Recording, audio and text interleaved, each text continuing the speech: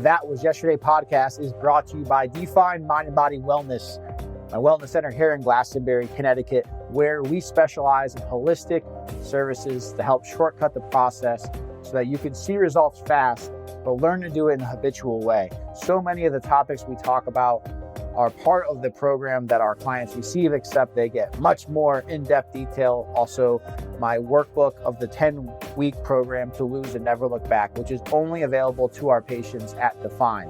If you are interested in holistic body fat spot reduction, or our pod to increase your metabolism, or our cold plunge, or our sauna, which is the best sauna in the world, that I promise you. I know that sounds biased, but you'll see for yourself. Please go to definewellnesscenter.com. You will be prompted to put your information in, and make sure to mention podcast when you do, as you will be eligible for a bigger discount on our introductory services because you are a listener. Appreciate you. Have a great day and enjoy today's podcast. What's up, guys, and welcome back to another episode of the That Was Yesterday podcast. I'm your host, Joe Carabasi, and today I am sharing a Q&A from one of the hypnosis events that I recently ran. A group of participants who had some subsequent follow-up questions, and we kind of hashed out some important issues, and we removed people's personal information, but we talked about a lot of important things that do come up for a lot of people. We talked about addiction and the consequences of referring to yourself as an addict. And I know that sounds crazy, but you'll hear sort of the reasoning behind that. We talk about binge eating. We talk about how to navigate when you're going through a really tough time, and then people in your life who you care a lot about end up going through a tough time, and a lot more. So this is a very impactful episode. I feel like this is information that I think needs to be out there more. And it's stuff that it's not a theory or an opinion that I've formulated. It is the stuff that I've worked intimately with my clients, my hypnosis clients on, and really been able to help them through some lifelong trauma. And so sometimes just hearing things differently, getting things reframed can be the difference. And so enjoy today's episode. If you are somebody who is struggling with sort of any of those issues, obviously like addiction requires addiction support for sure, but we're more or less talking about identifying as an addict, right? How you identify yourself oftentimes will dictate what you do and don't do. So and just to be very clear, in no way am I someone who is necessarily qualified to help with a specific type of addiction. Where I come in is more or less helping your identity and help you rewire your subconscious. So I just say that to say, if you do have a serious addiction issue or binging issue, I can definitely help your internal conversation around that and how you identify yourself, but would absolutely default to professional services for those specific issues. That being said, you would be surprised what happens and what behaviors change when you start changing the way you see yourself. And that is what I can help you through with hypnosis, voice dialogue, and some of the other tools that I help so many of my clients with. Just a heads up, some upcoming dates for live hypnosis for June. We're going to be hosting them at Define Mind and Body Wellness, 99 Citizens Drive. It's not going to be in our actual wellness center. There's actually a top floor here where we will be hosting those events. There are limited seating. That's not like some sort of sales thing. There is just literally only 14 spots available because there's only 14 seats. So each of you guys who come in will get to relax in a zero gravity chair, and that's a really important part of the whole thing because you're going to come into a very relaxed environment, and that's just going to elevate the results that you end up getting from the session. And so 6/17, Tuesday from 6 to 7 is a Never Look Back weight loss group hypnosis. 6/19 is a special Healthy Man group hypnosis. So if you have any men in your life who you think would be interested or who might, whether it's struggling with their own self-identity or eating or in weight loss or anger and sadness or in self-worth. We're going to touch upon a lot of important topics. And so what I would say, and I'm going to have an episode coming up with Father's Day approaching, but what I would say, if there is a man in your life who is struggling internally and who is not directly telling you that, feel free to reach out on ways to connect to him, because what I can tell you, from my own experience, before I really got into the internal work, it can be hard when someone tells you to do something in particular that is regarding inner work, right? However, there are some indirect ways of which, that might be better to approach that conversation for men who haven't started the work yet, but who need it. And this is a subject I'm very passionate about because I see a lot of men suffering. For a while, I've suffered, and I'm very, very passionate about helping relieve some or all of that pressure and suffering. And so if you're not sure how to propose that to your partner, your husband, your son, whoever it is, feel free to hit me up on Instagram at Joe Carabasi, and I'd be happy to help frame a response. And lastly, 6/24, Never Look Back weight loss group from 6 to 7, and that's another Tuesday. And so if you're interested in any of these events, there's a waiting list up on neverlookbackweightloss.com. So that's neverlookbackweightloss.com, and you'll just put your information in, and then we'll be in touch and get you moving. Make sure we get you reserved a spot and answer any questions that you have. I also offer one-on-one immersive type hypnosis if you are looking to go deeper. And if that is the case, feel free to also go through that site and just let us know, and we'll be happy to help. Enjoy the episode.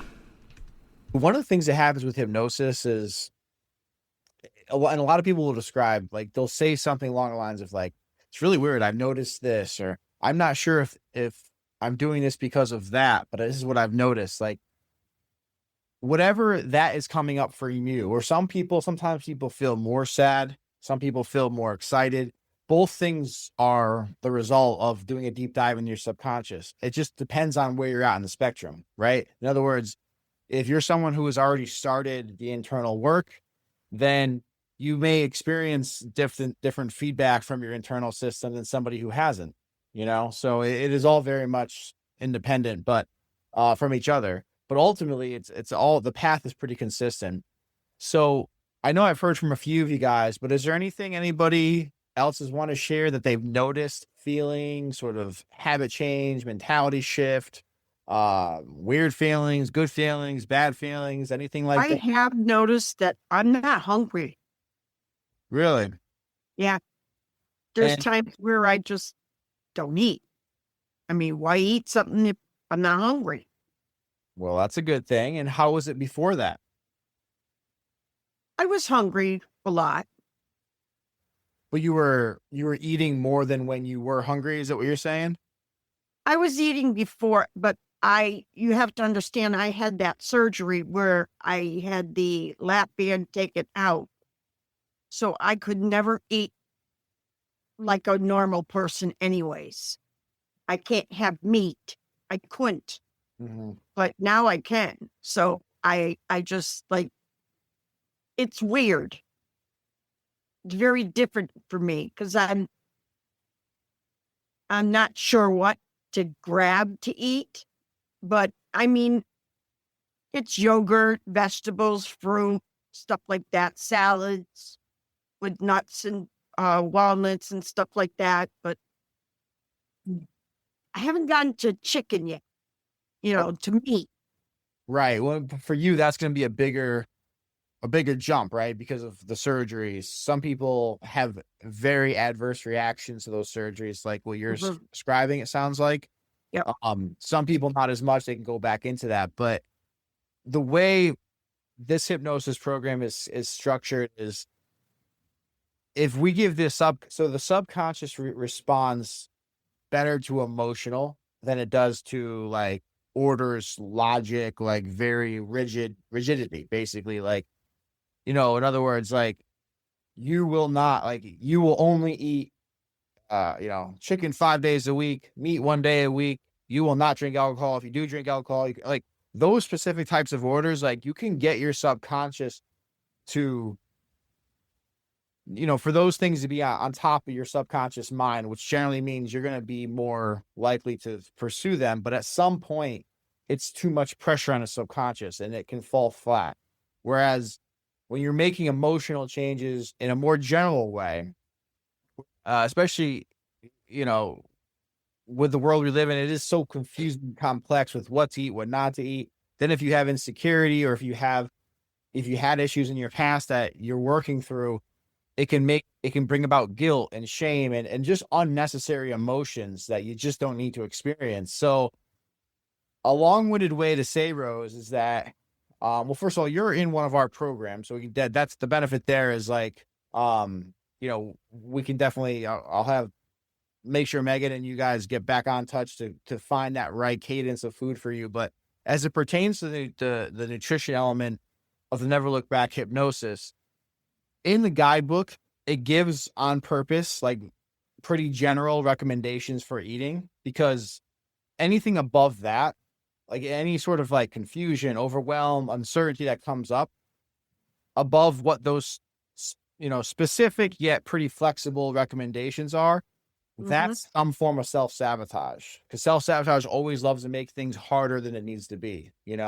So, in terms of like the what to eat thing, like, I think your inclination is right, leaning more towards healthier foods, and like what you've been doing. And then obviously at some point in time, meats will be a little bit more appealing to you as as the work that you've gotten done sort of settles in. Does that make sense? Yeah. Yeah. I'm just going to play it by how I can do things. That's all. Yeah. When I can eat and when I can't. Right. But the fact that you are not eating out of boredom, that's huge. That's a big, it is. That's a big win. Yep. What else? Anybody else want to share anything? Yeah. I can only imagine. Thank you for sharing that. There's nobody in the world you love more than that. So it's very natural for that to affect you. And here's the thing, is that with a subconscious mind, like, if you think about however long you've struggled with your particular, and this is for everybody, but obviously it's all contextual, but however long you struggle with your weight issue or your body image issue or whatever confidence issue, whatever brought you here, well, the subconscious mind is not a light switch, right? Right. Now, for some, if there's less trauma on the way, then they're able to, there is a quicker sort of result there, right? Because they're closer to that end goal. But when you're, I would imagine, I don't want to put this in your mouth, but like, when you heard about your son's stuff, probably brought up a lot of my stuff, right? And that's, and so I don't think that's obviously it's not ideal, but it's unfortunately it's normal to have that, because it's just like it takes time to unwind and to clear what you have going on, especially if it is a lot more severe stuff, But I think the most important thing to remember is that just like the body, the mind is going to have setbacks. It has its own set of experiences that need to be released.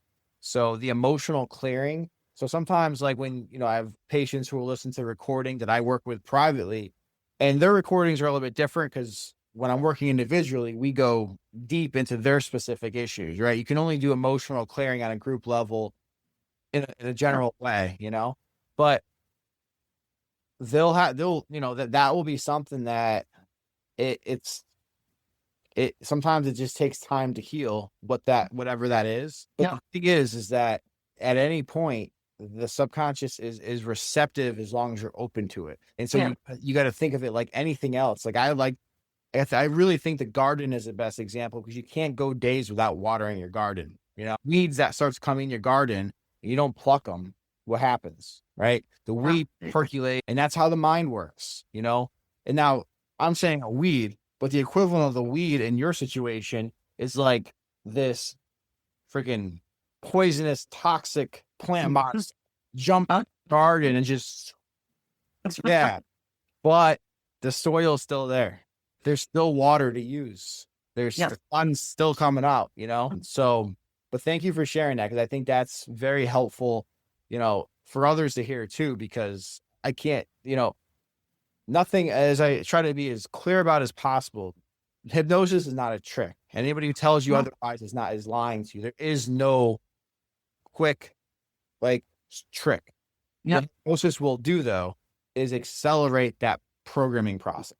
And again, depending on where you're at on your journey, some are closer, some are further, but it will, wherever you're at, move you faster along that process.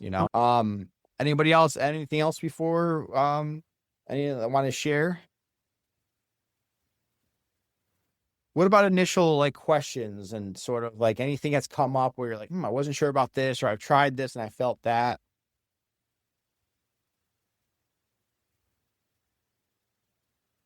And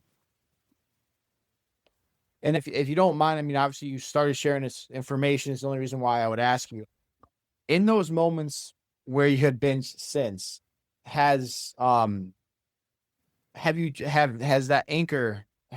What happens when you try the anchor, the thumb and index? And if you don't mind, one of the things I do is in my group coaching is we do hot seats. Hot seats is kind of a bad word, but I think everybody we sort of center it on you to kind of help you, but in helping you help everybody else. If you don't mind, since we only have a handful of people on, we can spend a little bit of time there. I think would be beneficial if you're open to it. If not, no worries at all. So could you walk me through where are you at and what's happening before, say, a binging episode happens? Yeah.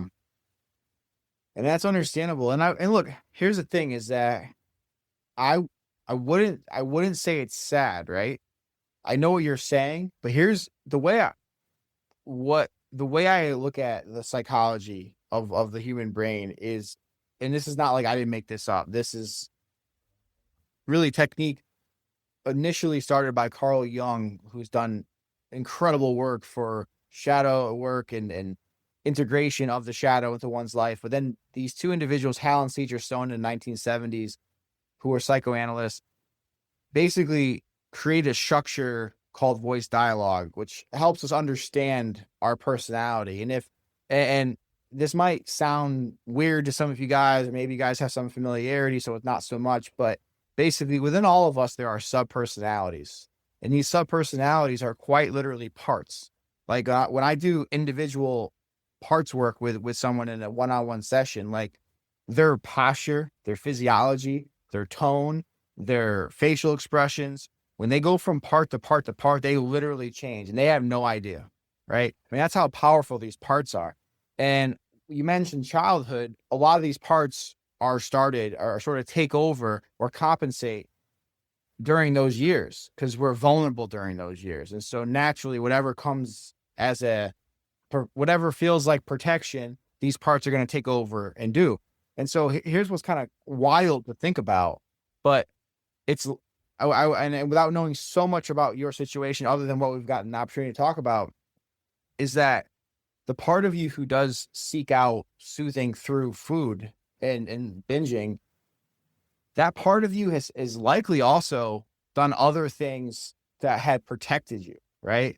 And it's just that's the only mechanism it knows. But this is where I think there's some where I see the sort of what's going to work, what's going to really help you out of this is that, first of all, one thing is if you start thinking about this as a part of you and not as you. And I use a technique called labeling with my clients, where literally as simple as taking a Post-it note and writing, as soon as you start to feel a feeling, label that feeling. You can label it binge, you can label it whatever, soothing, whatever you feels right. There's no right or wrong, but when you label it, you create separation from it. So rather than your mind percolating on it, you're now creating some distance. But the one thing I'd want to offer to you is that notice how when you said it was sad, right? It's sad that you do this. Well, what do you think that does to that part, right? That part is essentially going to naturally experience shame because it's what do you mean? Wait, what? This is what I know. And to these parts, there's no bad part. The part, this is crazy, but the part that gets you to binge, it's doing what she thinks is best for you. It's trying to solve a problem. That's the only way that part of you knows how to do it. So that's her method.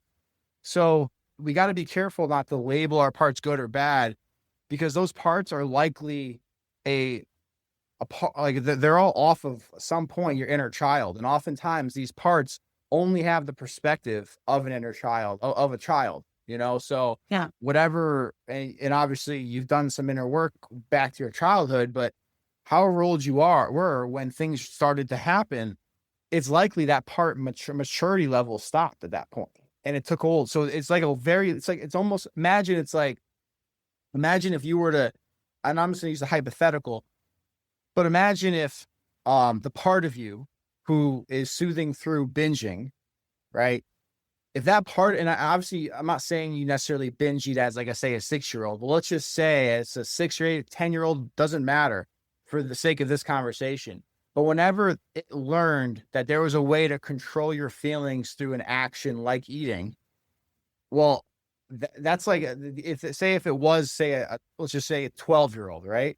Well, now take that and draw a dichotomy. So I'm looking on the other side. Imagine a 12-year-old giving you life advice on the best way to see, any sort of issue or problem. It has a very limited perspective and scope, right? That's kind of what we're working with. These parts are very limited in their perspective, but they're very strong because it's been your ego has recognized it as a protective mechanism all of these years. And so it's a dominant part of your personality.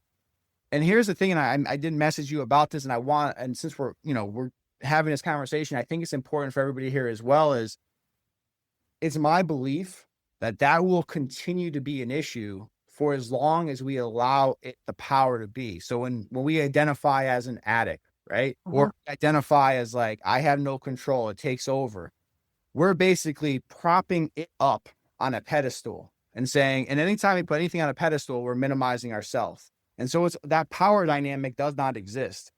So if we're basically saying like, you are 100% are powerful, and the simple example in your case, why we know that's not the case is because before your son's issues, most recently, that part of you didn't really have much control, but they got knocked back in because of a vulnerable part of you needed her in a weird way. I know you need to binge and I don't want to binge, but that's the learned behavior that part of you knows, that your system knows. So it's like, let's go there. It's like driving home. Like, how many of you guys have to like really study and focus and use MapQuest or GPS to go from a place you go every day back to your house? Go to a gas station down the road. Are you looking up directions how to get back to your house? That's not because you're some sort of like wild genius. It's because that is ingrained in your system as like, I know, I don't have to think. It's an automatic reaction. A part of you takes over and knows what to do.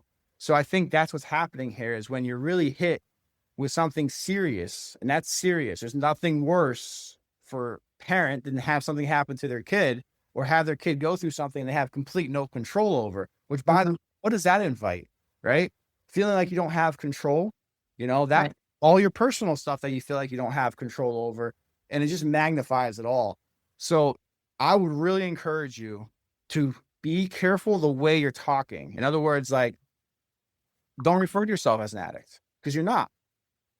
You are a person who has a very strong part of you who finds addictive behavior beneficial, but that's a part of you. That's not who you are. If that's who you are, that's how you would have always been. That's how you would have been after the event up until 2 days ago.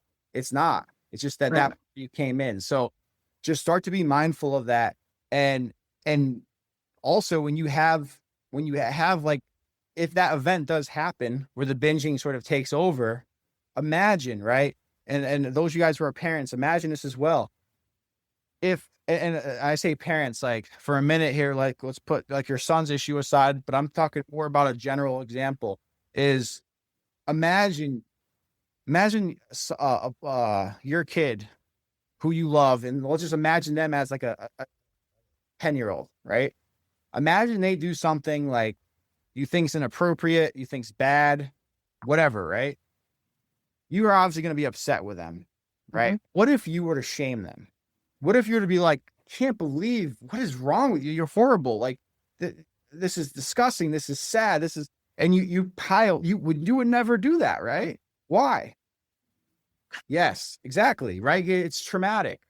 If you're really hitting down like a vulnerable person, right? A young human. Well, Yeah. but this is what I'm saying. Be careful how you do that to yourself. Is that part of you who had the compulsion, subconscious compulsion to overeat?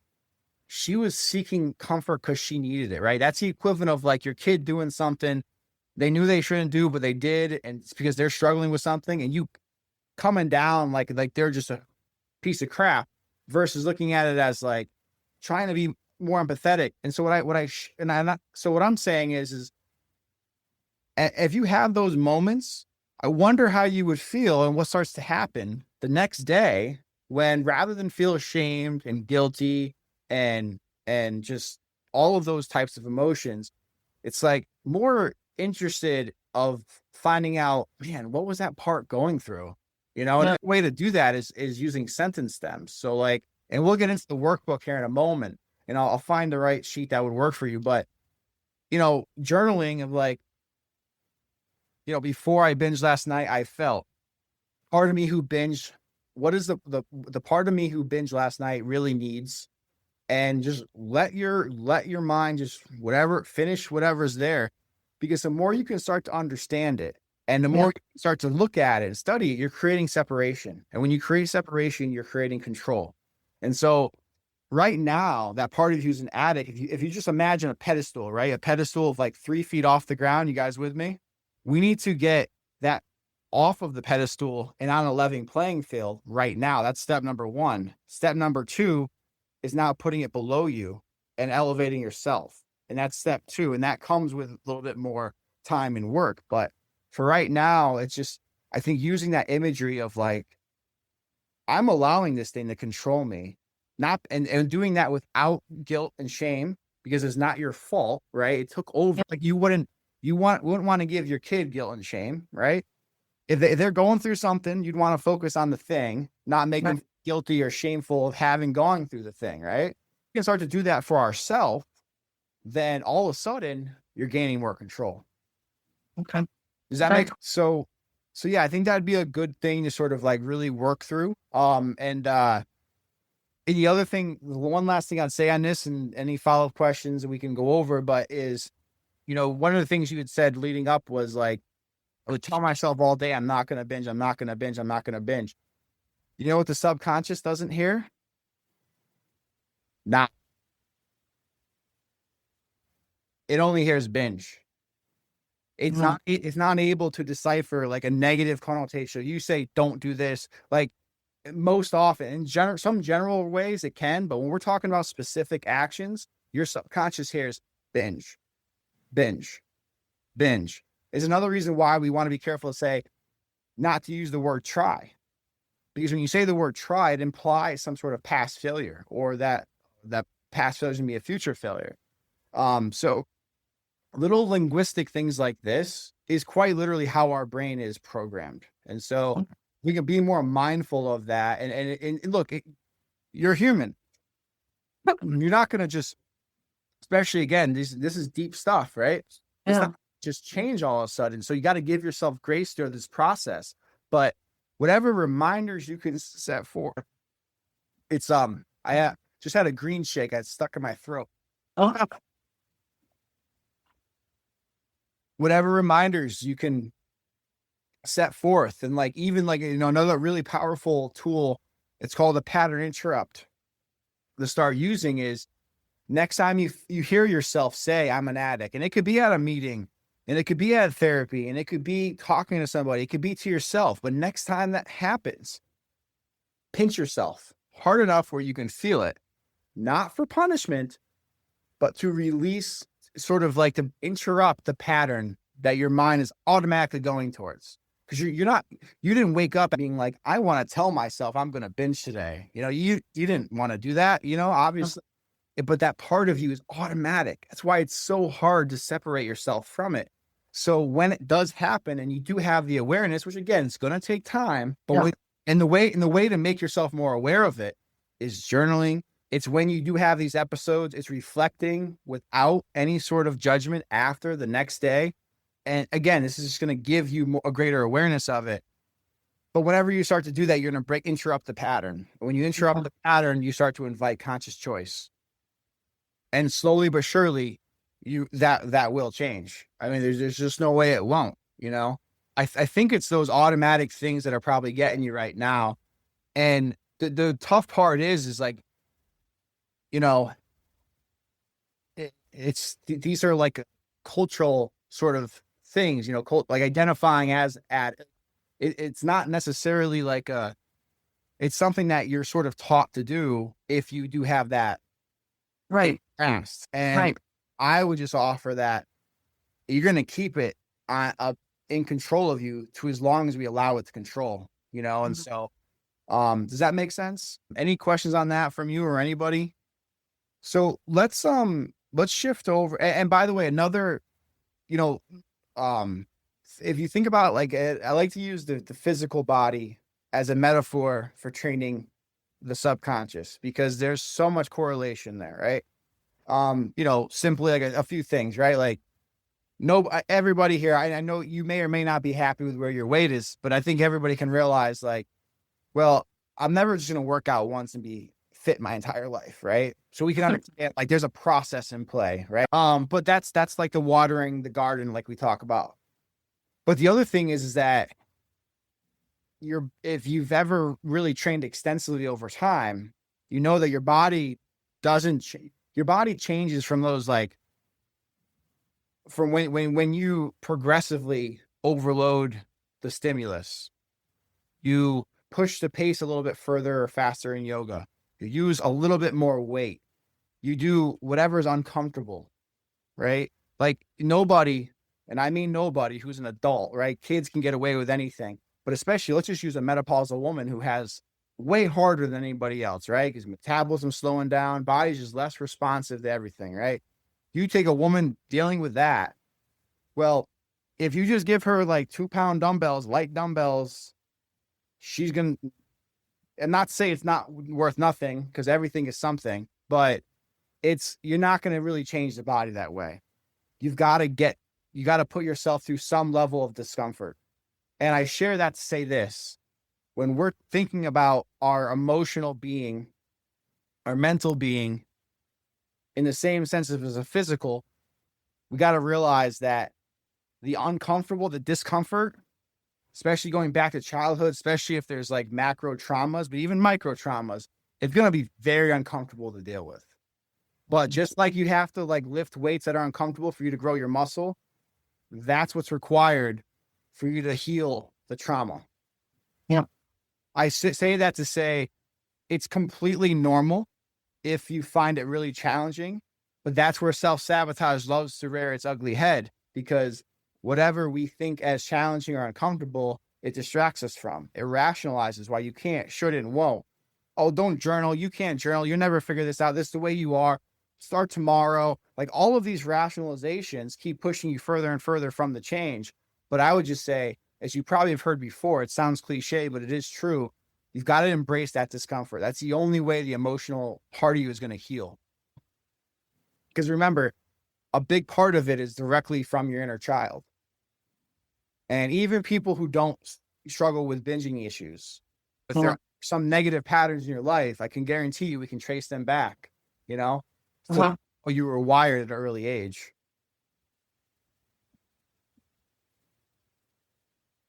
So I'm going to just pop open the workbook really quick. Can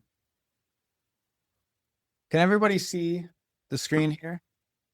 So some of this stuff might be, you know, this would be good to read as like reminders, you know, the very first part here.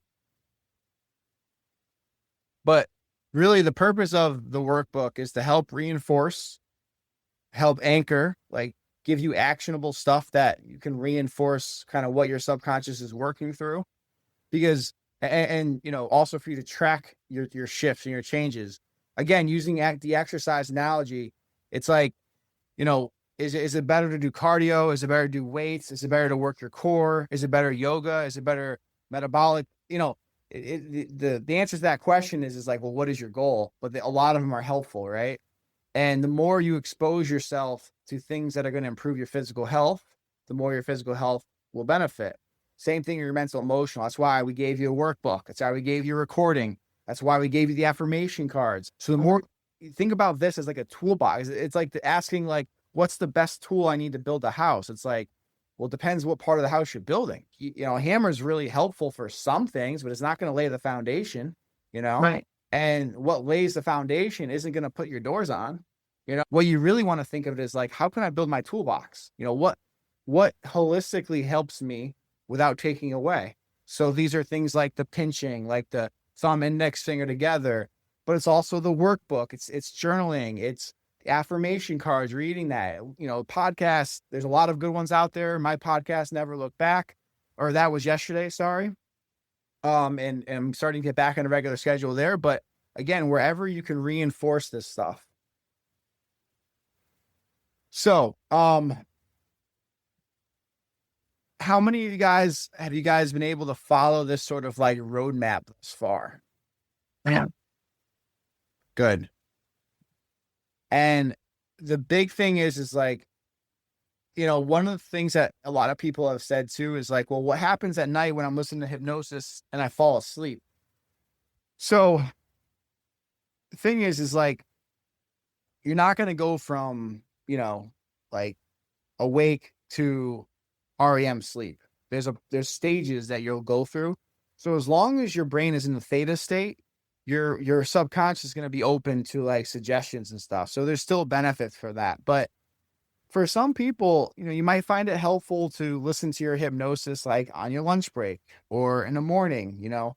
I just think it's very important if you do it earlier in the day, that at night you set yourself time to journal before you go to bed, because your subconscious is so powerful. Just like we talked about, like if you keep telling yourself like, I'm not going to binge, you're basically reinforcing to your subconscious that you want to binge, right? So if you're going to bed with like thinking about your stress from work, thinking about a stressful conversation you had, thinking about what you didn't do today, what you have to tomorrow, your subconscious is going to work on those things while you're sleeping.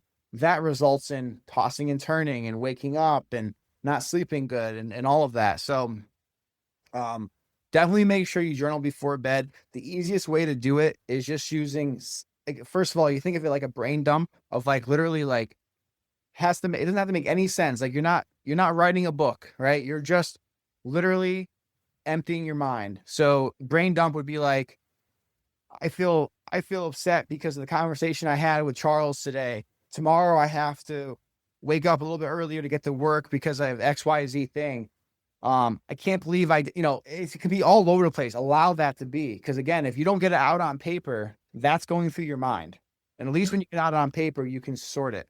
So brain dumping is a simple format to use. Another good format is sentence stems. So in other words, like you're just filling in the blanks. So a part of me feels, this part of me needs, you know, and again, you want to think of these parts of you like you are consoling somebody who you really love. And if you're not going to be very mean to the people you love most in your life if they're going through something emotionally. So you feel like that to yourself. So when you're journaling in this way, just realize like it almost doesn't matter what you write. What matters is that you write it. When you do listen to the hypnosis, you definitely want to make sure you're putting yourself in that environment, right? Headphones, quiet space. Because if there's any sort of outside distraction, that's going to impact your ability to get the mind relaxed, which will impact your ability to, to have your subconscious open.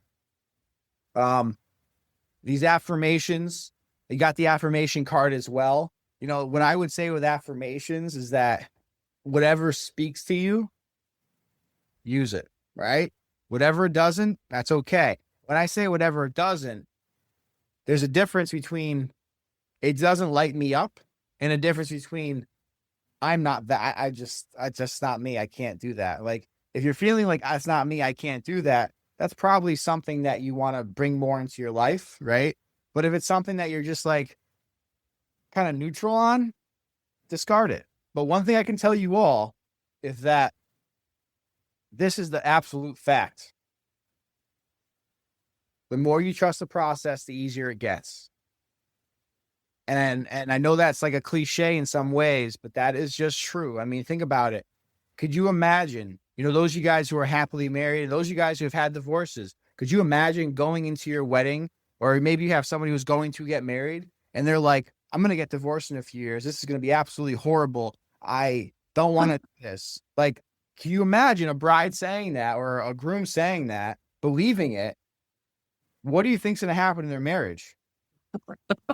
It's not going to be a rom-com, I mean, not going to be a happy ending, So like, I say that to say this: if you're going in with something thinking it's not going to work, you're just telling your mind it's not going to work, and you're going to make sure that happens. Mm-hmm. So you got to make sure you disassociate lumps and bumps with not working, because it's the path. It's your path. Your path in this case was what happened the other night.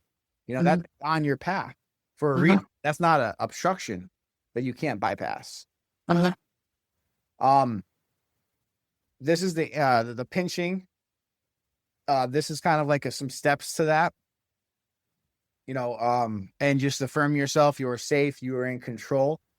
Again, the more you practice that, the slightest inclination of anxiety, or where you feel like you're starting to head down that path of say binging in this case, or whatever it might be for anybody else. The other thing too is like, if there's a certain time where you find yourself like, and this you could probably figure out quite easily on the app, in Uber Eats or something, where like the times of which you're ordering, because an hour before that is where we want to start addressing it. It's like for people who tend to binge first thing they, I have some clients who, work all day, come home to a crazy house, and they're starving, and then they just find themselves eating something they don't want to eat, Well, it's like a simple like non-hypnosis solution to that is just like, well, on your way home, do a protein shake or do a super green shake to level your blood sugar. So when you get in, you're not starving, because again, if we're operating from a place of, pain and insecurity, we're susceptible to whatever our brain wants for comfort. So if we can start to be more strategic as to like, when are these episodes happening? What's happening before these episodes? What's happening after these episodes? What can I put in place that will put me in a better state before the episode happens? You're going to start to see that like, oh wait, this is a little bit more objective than it feels like. And then slowly but surely you're getting more and more control.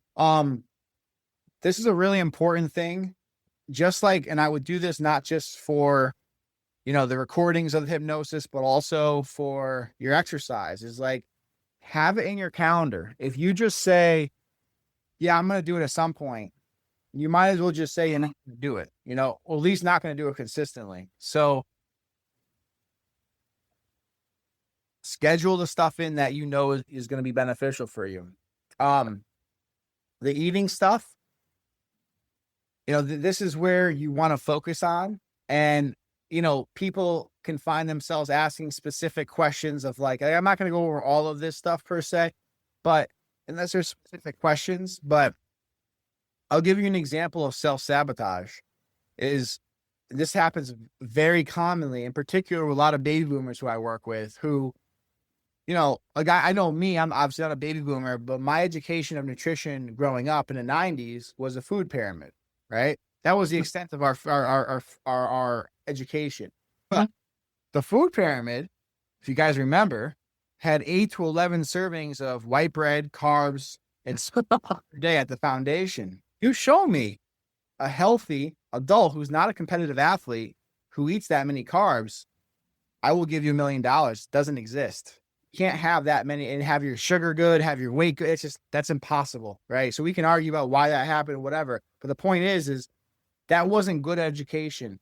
So using the baby boomer as an example, you had that, and then all of a sudden in your face, everywhere you look, you have this overabundance of information. Hey, you need to do keto. Oh, you need to do paleo.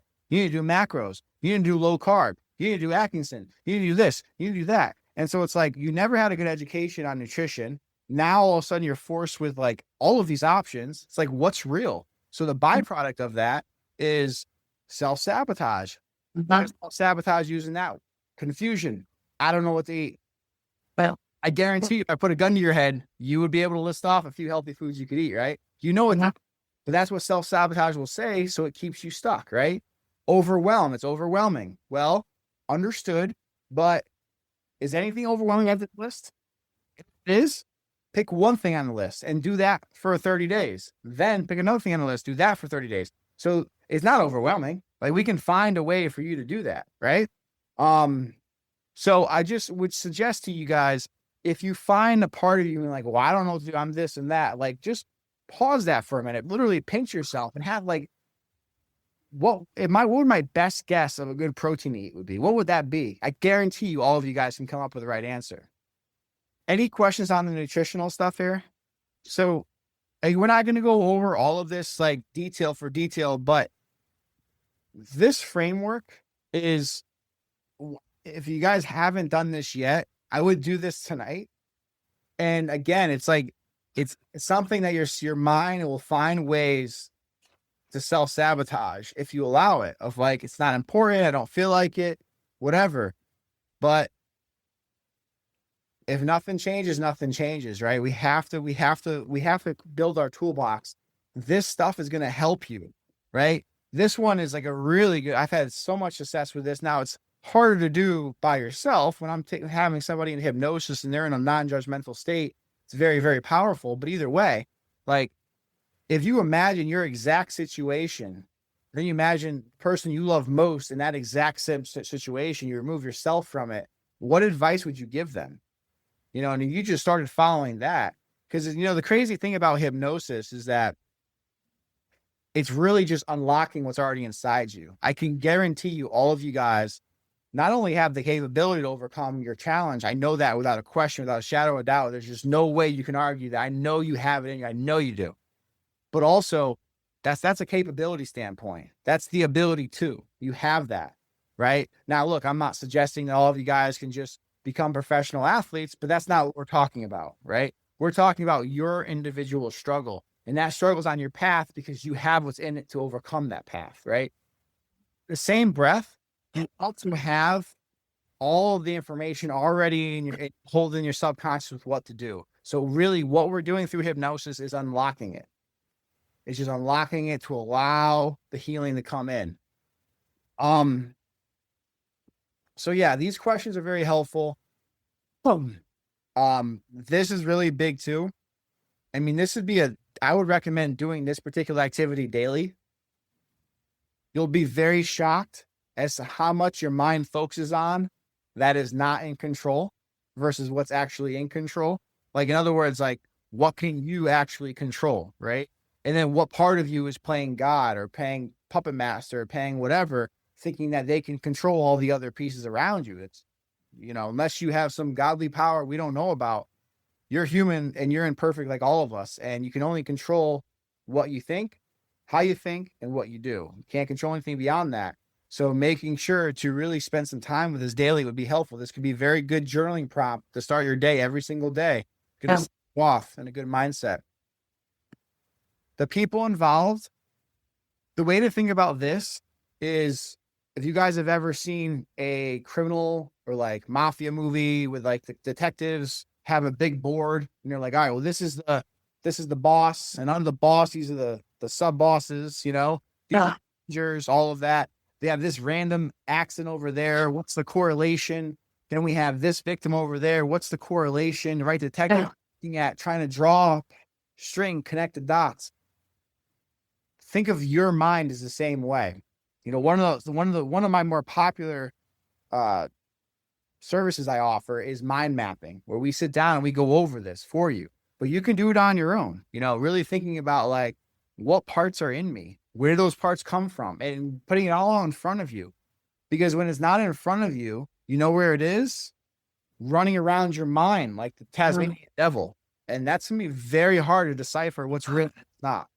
And an important thing with this part, with the people involved, is there's no need to protect or justify anybody's actions. This is not about putting anybody on trial, okay? This is just about calling what it is from your experience. Nobody else has to see this. It's just helping you understand what's going on in your head. And when you can do that, you're going to be able to better control your actions.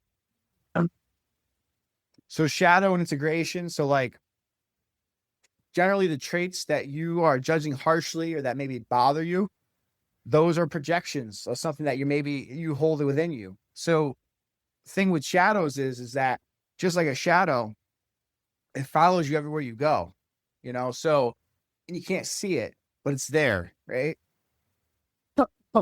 If you can spend some time figuring out what is following me and what is it there for, and what is it, and learn about it, then you're gonna gain back control. It's the equivalent of, like, you can imagine like a very dark street with incremental sort of like street lights, so that when you're walking, it's really dark, but you can still see your shadow. It's kind of hard to see what's going on. Then imagine you're on a movie set in that same exact dark street. All of a sudden, the producer turns a light switch on, and now there's light everywhere. You think your visibility is going to get better? Of course it is. We need to shine light on what it is that we're sort of hiding from or avoiding that's in us. So, this is a really important part because it helps remove guilt and better helps attach what you value to your actions. A big mistake, one of the biggest mistakes I would say when it comes to weight loss is there's a part of someone who, that part of them may really feel that they want this change for a reason, but there's a more dominant part of them who doesn't value the change that they're saying they want. And that part of them is more powerful. Therefore, that change never happens. So there's self-sabotage sort of gets in their way. So what you want to do is look at, like, in a very objective way, like, what is it that I value most? And it's okay if you don't value nutrition. It's okay if you don't value, your health. Eat, and not that it's okay, but even if you say you don't value your life, if you can at least get on that page of what it is that you value, we can start to draw a correlation to what you do value. In other words, someone might say, I don't really care about my life, but I value my grandkids, or I value my kids. It's like, okay, so how do we draw a correlation with your grandkids and you being healthy? Because that's something your subconscious is really wants to know. Because here's the problem, is if a part of you doesn't value eating right, or this mental fitness, as we call it, or exercise, but you keep saying that you do, now you're creating this sort of like incongruence, which creates shame and creates guilt, and it creates a lot of unnecessary forces. We're better off just looking at, like, hey, are my behaviors matching my expectations? They're not. Okay. Where's the disconnect? And then how do we take the disconnect and draw value to reconnect it to a part of me who would be a little bit more responsive? And so if you don't directly value something, the best way to value something is to link it to something you do value. All right. But this part kind of helps you with that.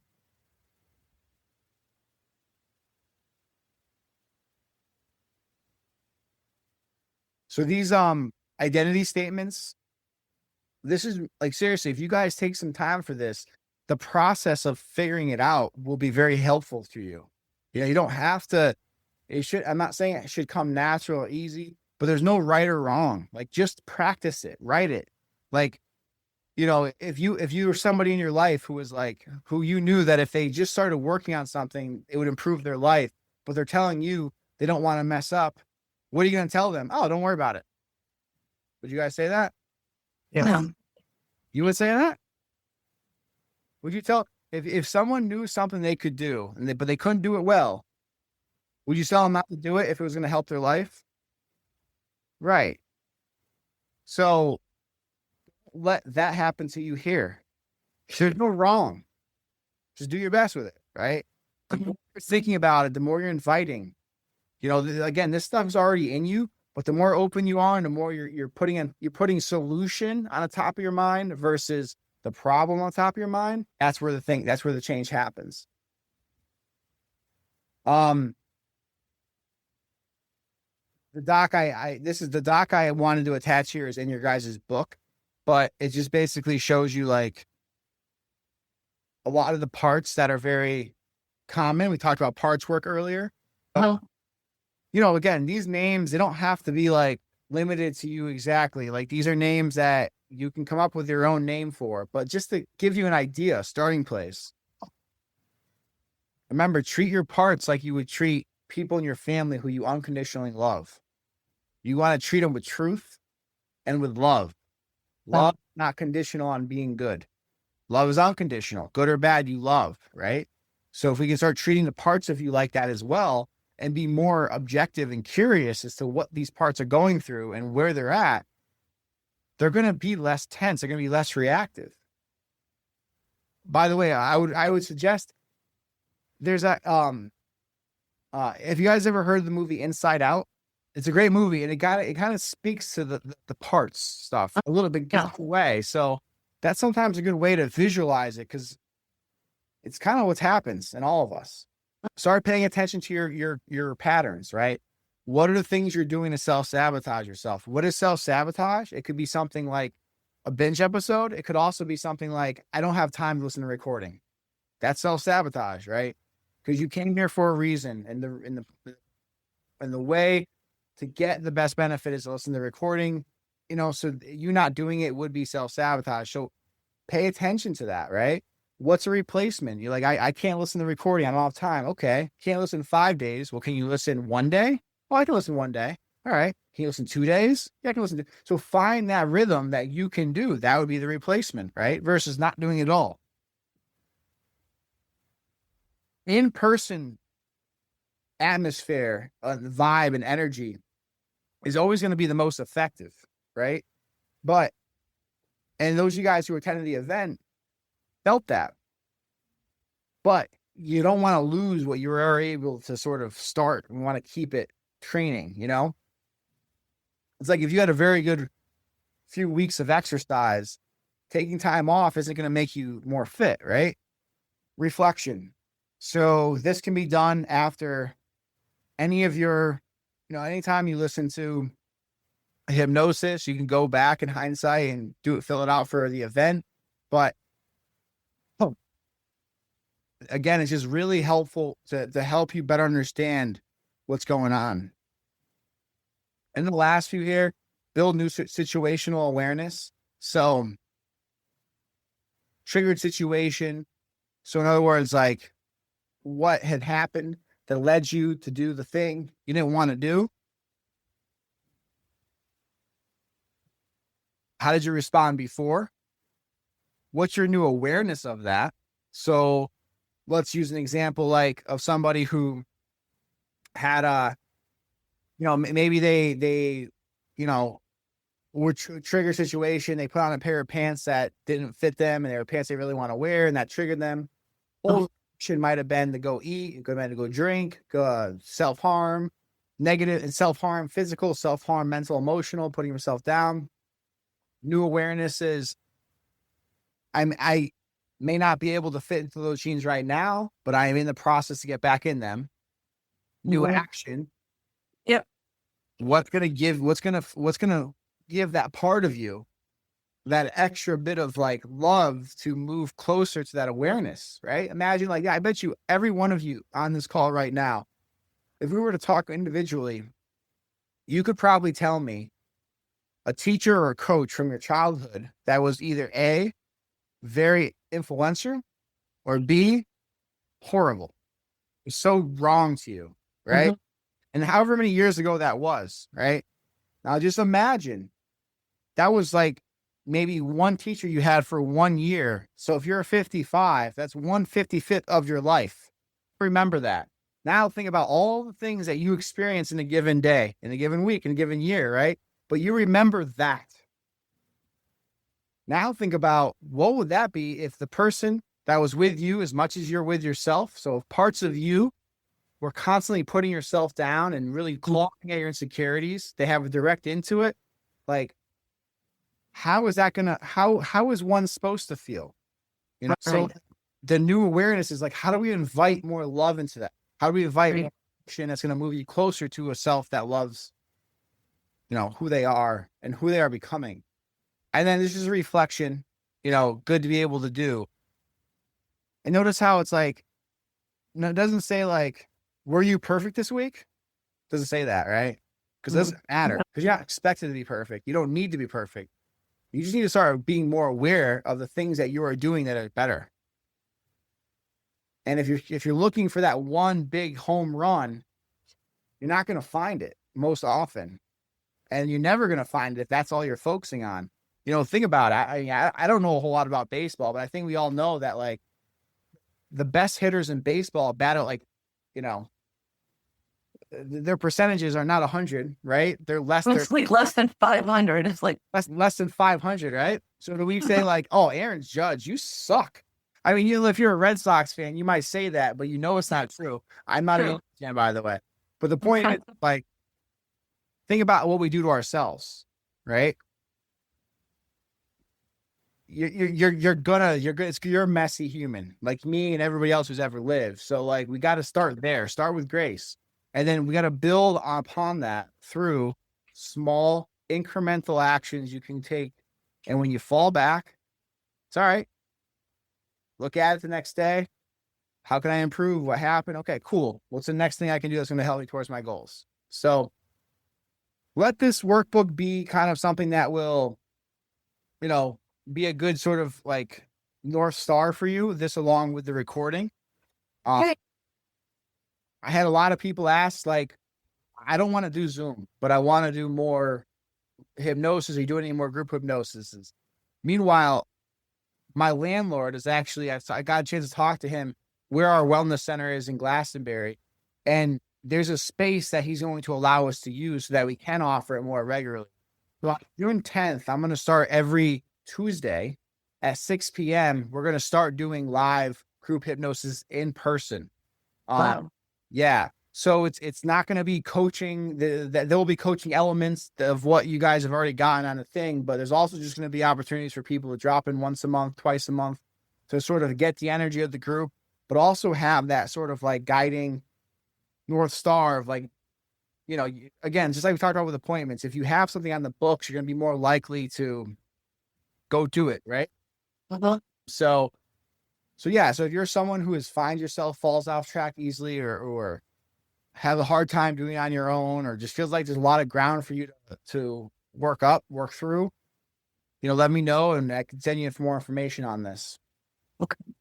Well, thank you. Yeah. And that's something that's been created over the last 20 years of like what through my own experience, but through working with so many people, like what has resonated, what changes are there. So if you have any questions, reach out. All right.